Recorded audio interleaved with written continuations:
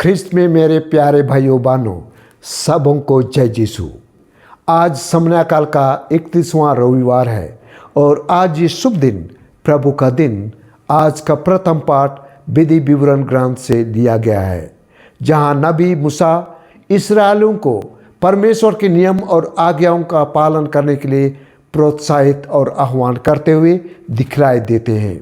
उनका कहना है कि अगर वे ईश्वर की आज्ञा का पालन करते हैं तो उन्हें प्रभु का अनुग्रह प्राप्त होगा, प्रभु की आशीष कृपा प्राप्त होगी और वे सदा जीवन में फलेंगे फूलेंगे और उनके देश में दूध और मधु की नदी बहेगी।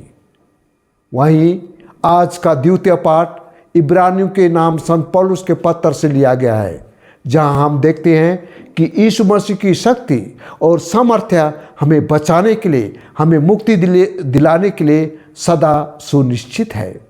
यीशु हाई प्रीस्ट हैं, अर्थात यीशु मसीह प्रधान याजक हैं, उच्च और महान पुरोहित हैं और यह चिर अस्थायी है।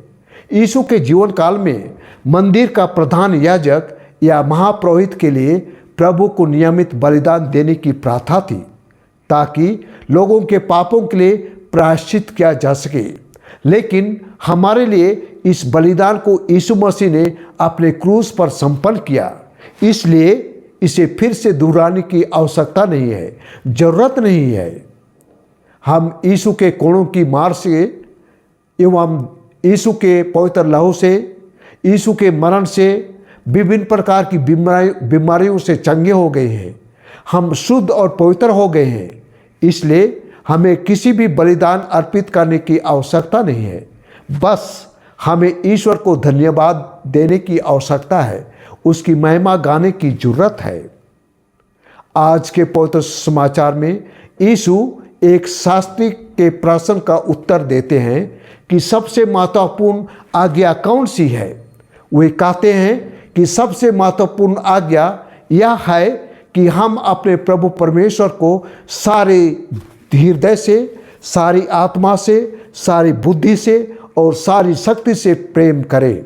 और दूसरी आज्ञा यह है कि हम अपने पड़ोसी को अपने समान, अपने जैसा प्रेम करें। पवित्र सुसमाचार हमें सिखलाता है कि हमारा ईश्वर और हमारा पड़ोसी एक सिक्के के दो पहलू के समान हैं। ईश्वर और पड़ोसी दोनों ही हमारे लिए महत्वपूर्ण हैं, लेकिन हमें ईश्वर को प्राथमिकता देने की आवश्यकता है, अर्थात ईश्वर को पूरे मन और दिल से, आत्मा और शक्ति से प्यार करने की आवश्यकता है और अपने पड़ोसी को अपने समान प्यार करने की आवश्यकता है। ईश्वर और हमारे पड़ोसी एक दूसरे के पूरक हैं। हम ईश्वर और पड़ोसी को एक दूसरे से अलग नहीं कर सकते हैं। हमें अपने पड़ोसियों पर ईश्वर का चेहरा देखना चाहिए, जैसे कि संत मदर तेरेसा ने दूसरों के चेहरे पर यीशु का चेहरा देखकर उनका सेवा शुश्रूषा की।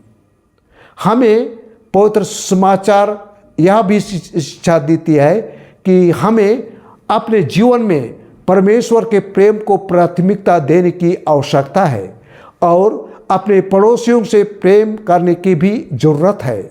हमें अपने सारे हृदय से, सारी आत्मा से, सारी बुद्धि से, सारी शक्ति से परमेश्वर से प्रेम करनी चाहिए और अपने पड़ोसी से अपने जैसा प्रेम करना चाहिए।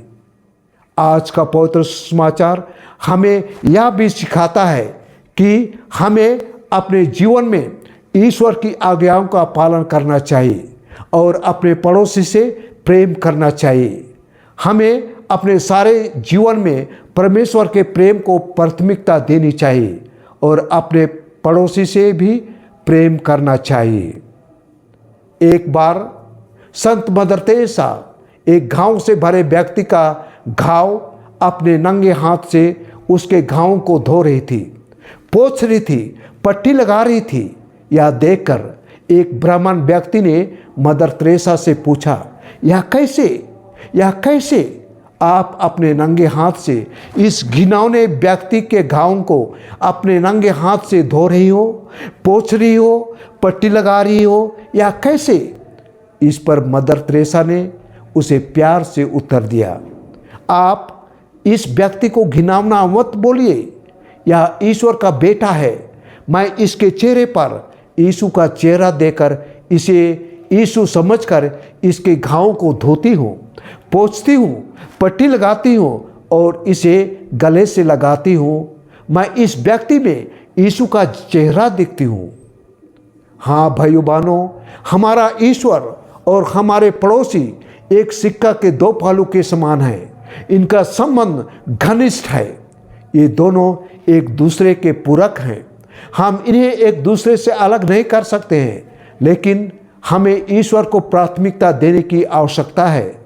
हमें अपने पड़ोसी को अपने समान प्यार करने की जरूरत है। आमीन।